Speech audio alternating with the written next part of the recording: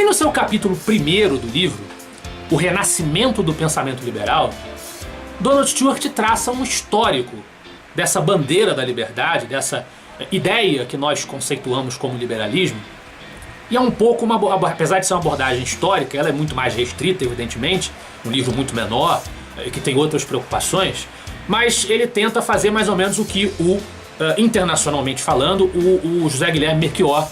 faz também com a história do liberalismo, tentando cavucar na trajetória dessas ideias um conceito que possa permitir compreendê-las. Porque assim como o Melchior, o Stewart também entende que o liberalismo, apesar de ser uma doutrina, de ser compreensível, de ter ideias que são compreensíveis, ele dificilmente pode ser definido como se ele fosse a proposta de uma cartilha única e dogmática de ideias.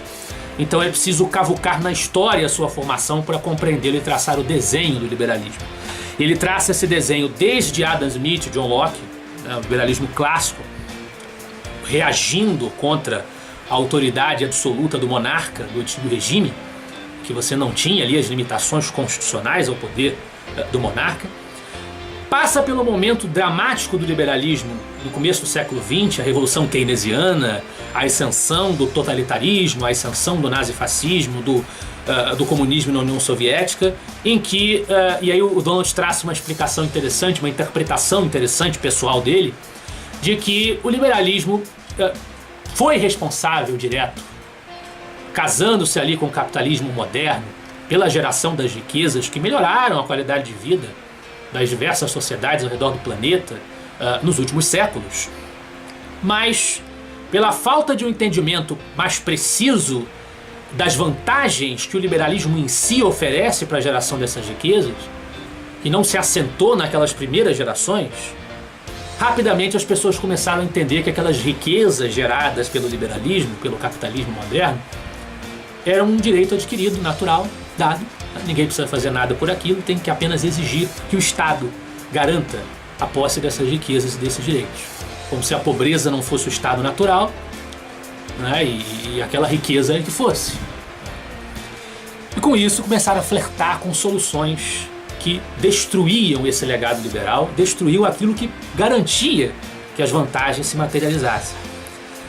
A partir do esforço, sobretudo dos economistas austríacos, sobretudo da escola de Chicago, de Milton Friedman, há ali na segunda metade do século uma virada na história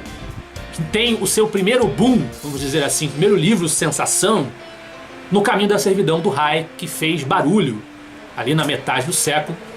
propondo a tese de que cada vez que se aumenta o Estado, que se investe contra as liberdades econômicas, as liberdades políticas também correm ali o seu risco definitivo de fenecerem. Então, a partir daí, com Hayek, depois politicamente com Margaret Thatcher, na chamada Revolução dos anos 80, Revolução Conservadora, Revolução Neoliberal, alguns dizem, né, dos anos 80, a gente tem essas ideias voltando à baila, voltando a ganhar força e assumindo um contorno mais organizado e mais preciso na interpretação do Donald.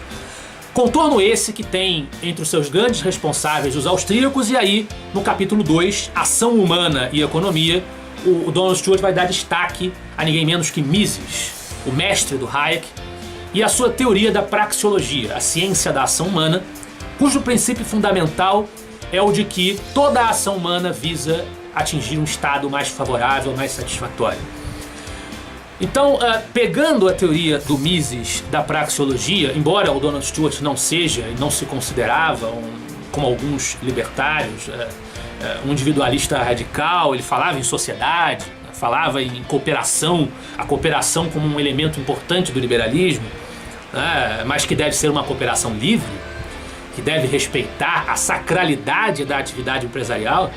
como aquela atividade em que o indivíduo percebe e descobre o que não foi descoberto por ninguém até ali, investe, portanto tem direito ao legítimo lucro por aquele investimento e por aquela ideia. Ele usa a tese da praxeologia para criticar alguns slogans contemporâneos, como a igualdade de oportunidades, por exemplo. Igualdade de oportunidades que, em sentido absoluto, entendida em sentido absoluto, seria antipraxeológica, iria contra a teoria do Mises, porque teria que forçar aqueles que têm aptidões naturais, que certamente por isso terão algum retorno financeiro, têm a percepção mais precisa de algumas coisas que outros não enxergam, terá que forçá-los a procurar para eles uma situação desfavorável, menos favorável àquela em que eles estão. Seria uma atitude para o Donald Stewart antipraxeológica, e de maneira nenhuma isso significa que o Donald defenda a miséria, ou manter os desvalidos na situação em que se encontram. Ele, inclusive, também, como Hayek, mais uma vez uma ideia hayekiana, que os libertários nem todos irão concordar, ele defende ali o esforço por garantir alguma condição mínima de subsistência para quem necessitar, até pelo sistema de vouchers do Milton Friedman, que ele chega a citar no livro.